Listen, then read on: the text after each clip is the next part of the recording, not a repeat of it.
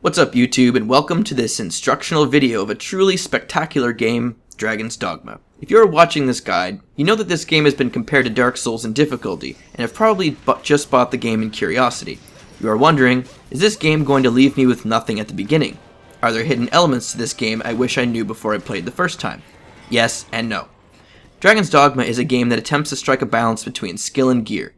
Unlike Dark Souls, which is primarily skill-based, and also unlike Skyrim, which is primarily gear-based. This means that yes, there are best weapons, and no, you can't take any weapon and make it amazing like in Dark Souls. Every weapon class has a best, but the game is not designed to require the best gear to overcome an obstacle. This is where the skill portion of the game comes into play. This healthy balance between skill and equipment makes the game feel just right, and the same can be said for the armor in the game. People may tell you differently, but having crappy armor is the first step in getting one-shotted. Dragon's Dogma has an upgrade system that consists of 3 stages, or stars as they're displayed in-game. A unique thing about this game's upgrade system is you do not need the upgrades for every stage to upgrade to the final or second stage. For example, a 1-star upgrade could cost, say, 2 agate, but the 3-star upgrade could cost 1 rugged tusk. If you have the tusk, you could skip the other stages and go right to 3. This makes upgrading your gear painless and fun. Another tip I'll give you about the upgrade system is to deposit absolutely everything in the materials tab of your inventory into the materials tab in the inn. Upgrading in this game does not require you to have the materials on you, so this can free up a ton of space for other items. Another cool thing managing your items that the innkeeper can do is combine items. Combining items is very helpful and quite fun at the beginning of the game, potentially giving you access to high quality consumables early on. I encourage you to experiment with this. Now on to leveling. Leveling in Dragon's Dogma has a more profound effect than one would expect. Since the player character is able to pick any of the 9 classes and switch casually between them, they should be able to always play what they want when they want, correct? Wrong. When they gain a level, you gain the stats of the class you leveled as. Leveling from 1 to 10 grants the most stats, 10 to 100 the second most, and 100 to 200 gives the least amount of stat gains.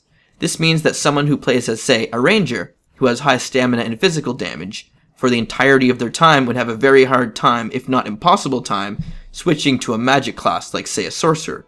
Because of this system, many different builds and specs have arisen to optimize your character so it can do what you want it to do. There are even some builds out there that let you play all the classes effectively. However, you will not be able to excel in one area. For more information on stat gains and building a balanced character, check the link I put in the description to the wiki page on stat gains. If you need more of a hands-on approach, ask away on the Game FAQs forum. These guys were always around to help me when I started, and they will hopefully be there for you too. However, I do encourage you to play the game as you would like to play it, and not follow a path set out for you by someone else.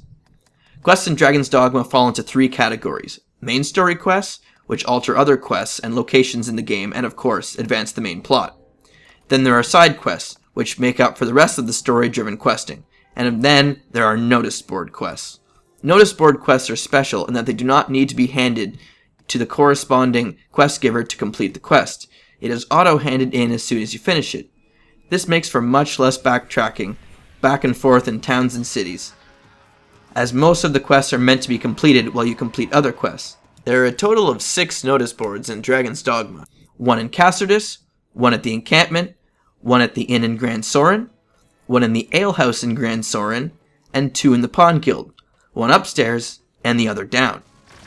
I encourage you to grab most, if not all, of these side quests whenever you're by them. Many quests in Dragon's Dogma do more than just advance the story. They regulate which side and noticeboard quests are available to you at the time. Be sure to always look around in the world for quests whenever you advance the main story, as most quests are hidden and will not appear on your map prior to picking them up. The last thing I want to touch on is the pawn system. Your pawn's behavior is governed by 2 inclinations that are set by the player.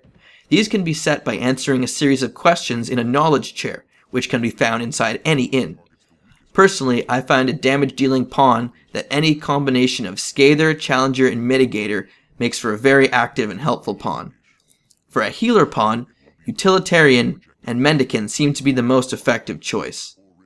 Resting in an inn while in online mode will upload your pawn to the server to be rented, while simultaneously downloading anything if you already had your pawn on the server. Be sure to rest at an inn at least once every time you play, as you can get cool rewards from other people renting your pawn. Well, that's all I have for today, folks. I hope I've cleared up any confusion you may have when getting into this amazing game. And if you have any questions, feel free to ask me in the comments or send me a message. See you later, YouTube.